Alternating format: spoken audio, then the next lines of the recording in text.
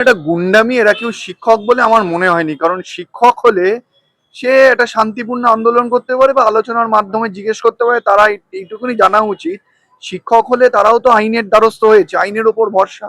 এবার আইনের ওপর ভরসা নেই, তার কারণ তারা হয়তো মনে করছে তারা অযোগ্য, তাই জন্য এরকম ধমকে চমকে গুন্ডামি করে যদি কিছু পাওয়া যায়। এই যে আপনি দেখছেন এত ছেলে মেয়েরা কিন্তু মামলাকারী, এরাও নিজেদের বলছে এরা যোগ্য। এরা আজকে যোগ্য বলেই কিন্তু এরা আজকে কোর্টের দ্বারস্থ হয়েছে। এই ফিজিক্যাল এডুকেশন এরা তো গিয়ে গুন্ডামি করছেন, এরা গিয়ে তো কিছু করছেন, এরা আইনের দ্বারস্থ হয়েছে। আইন যা বলবে তারা মেনে নেবে, আদালত যা বলবে মেনে নেবে। তাহলে এরা, তার মানে এই যে এরাও তো একটা দল যারা আমাদের কাছে মামলা করেছে। আর যারা বলছেন যোগ্য তারা তো কোর্টে তাদের উকিল রেখেছে। তাহলে যখন তারা এই চেম্বার ঘেরাও করছে, বিচারপতিকে থুতু ফেলছে, বিচারপতির ছবির ওপর ছবি মারাচ্ছে, এটা শিক্ষক সুলভ আচরণ হতে পারে না, এরা গুন্ডা। এর বাইরে কোনো নেই। এটা হলো ভয় দেখানো যে দুর্নীতির বিরুদ্ধে আমরা লড়াই করছি, এখান থেকে আমাদের সরে যেতে হবে, এইটা ছাড়া আর কিচ্ছু না। কুণাল ঘোষ প্ররোচনা দিচ্ছে। এই যে আমি বললাম, যিনি এই অভিযোগগুলো করছেন, কেউ 7 লাখ নিয়েছে, কেউ 27 লক্ষ নিয়েছে, প্রমাণ করুক।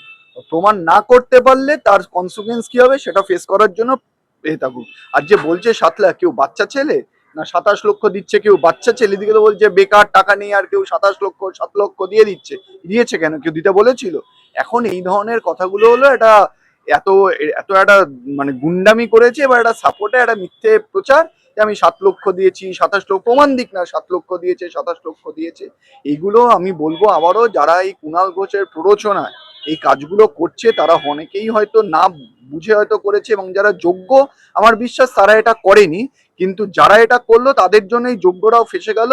এবং যদি কোনো এফআইআর বা কোর্ট কোনো ব্যবস্থা নেয়, তাদের হয়তো আরোই সরকারি চাকরি পাবে না।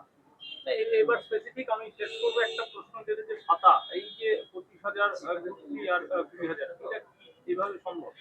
দেখুন, বেআইনি। আর যদি এটা হয়, সরকার তো শুধু যারা বেআইনি ভাবে চাকরি পেয়েছে সামনে, সরকার তো সবার, যারা যারা পরীক্ষা দিয়েছিল, সেটা প্রাইমারি বলুন এসএসসি বলুন, চাকরি পায়নি, প্রত্যেককে মাসে তাহলে অ্যাডমিট কার্ড যাদের আছে প্রত্যেককে মাসে 25,000 টাকা করে দিতে হবে। দিক, আমরা সাপোর্ট করবো।